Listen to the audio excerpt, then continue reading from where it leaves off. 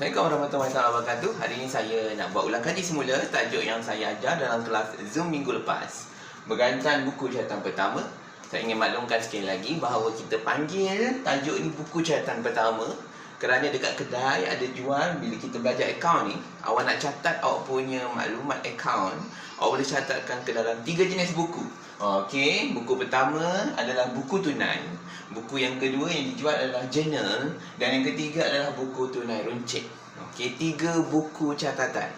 Okey, 3 buku catatan ni bila awak ada belajar akaun, awak dapat satu resit contohnya, awak dapat satu bil tunai contohnya, dokumen awak dapat. Kemudian awak nak catat dekat mana? Awak akan catatkan dekat 3 jenis buku ini. Sama ada buku tunai, buku journal ataupun buku tunai runcit. Okey, hari kita tengok dua tengok macam mana. Macam mana yang mana urus niaga yang perlu catatkan dalam buku tunai, yang mana urus niaga perlu catat dalam buku tunai runcit, yang mana urus niaga yang perlu catatkan dalam journal.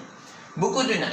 Okey, urus niaga yang perlu catatkan ialah semua urus niaga tunai. Semua urus niaga jual beli barang ataupun berkaitan perkhidmatan awak secara tunai. Contohnya, beli perabot secara tunai RM200. Nampak? Okey, ada perkataan tunai dekat sini. So, kalau dia macam ni, dia beli barang terus bayar dengan wang tunai, kita panggil dia urus niaga tunai.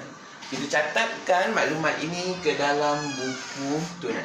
Okey, yang kedua. Okey, beli perabot dengan cek RM300. Beli perabot dan terus bayar kan? Sebab dia bayar dengan apa? Dengan cek. Bila kita terus bayar, kita panggil dia sebagai urus niaga tunai. Bayar dengan duit tunai ke, bayar dengan cek ke, dua-dua ni adalah urus niaga secara tunai. Okey? Sebab dia terus bayar. Okey? Yang ketiga, jualan barang dan tunai dibankkan. Nampak? Dia jual barang, kemudian dia dapat duit tunai tu dimasukkan dalam bank. So, nampak tak ada hutang dekat sini. Semuanya berlaku dengan cash money. Tak ada hutang, tak ada siapa pun yang berhutang. Maka yang ni juga kita panggil sebagai urus niaga tunai. Kesimpulannya, asal dia ada perkataan tunai, ada perkataan cek, ada perkataan bank, maka urus niaga ni kita panggil dia sebagai urus niaga tunai. Okey, dan urus niaga tunai semuanya dimasukkan dalam bil tunai.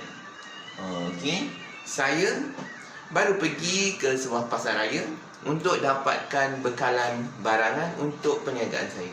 Okey, bila saya beli barang di kaunter, saya bayar menggunakan kad kredit. Saya bayar kan? Okey, bila saya bayar, saya tak berhutang lagi dengan pasar raya tu. Okey, yang ini adalah contoh lain urus niaga tunai dan perlu dimasukkan catatan ke dalam buku tunai. Okey, yang kedua, kita akan tengok buku tunai runcit. Okey, buku tunai adalah semua urus niaga tunai. Okey, buku tunai runcit juga semua urus niaga tunai, tapi di bawah RM100. Okey, awak pergi kedai beli barang, awak bayar, awak tak berhutang.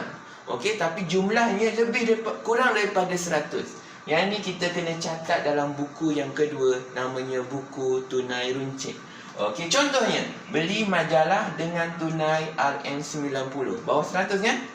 Maka maklumat macam ni, bila awak buat urus niaga macam ni, awak kena masukkan dia dalam buku yang kedua, iaitu buku tunai runcit. Okey, lagi contoh lain. Okey, beli alat tulis pejabat gunakan cek, okey, yang bernilai RM50. Nampak? Dia beli alat tulis, kemudian dia bayar. Dia bayar guna cek. Bayarlah.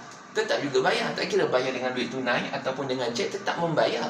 So, dia tak ada hutang dengan kedai tersebut sebab dah bayar. Yang ni adalah urus niaga tunai, tapi kerana amount dia kurang daripada 100, kena masuk dalam buku tunai runcit. Saya harap awak jelas apa maksud urus niaga tunai. Awak tahu dia boleh masuk dekat dalam buku tunai atau buku tunai runcit. Sekiranya lebih daripada 100, kita masuk dekat buku tunai. Sekiranya kurang daripada RM100, kena masuk dalam buku tunai runcit. Okey, 2 buku settle. Okey, buku yang ketiga, buku journal.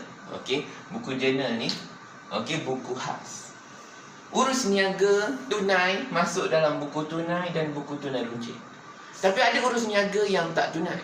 Okey, ada benda yang tak boleh dimasukkan dalam buku tunai dan buku tunai runcit. Contohnya, okey, saya jual barang kepada seorang pelanggan, tapi pelanggan tu berhutang dengan saya. Okey, maksudnya dia tak bayar lagi. Okey, jadi dia adalah saya punya akaun belum terima. Awak tahu semua tu kan? Okey, jadi urus niaga macam ni kita panggil bukan urus niaga tunai, urus niaga kredit. Okey, bila urus niaga yang bukan tunai berlaku, kita kena masukkan dia ke dalam jurnal. Okey, tajuk jurnal kita akan sentuh di waktu yang akan datang. Terima kasih.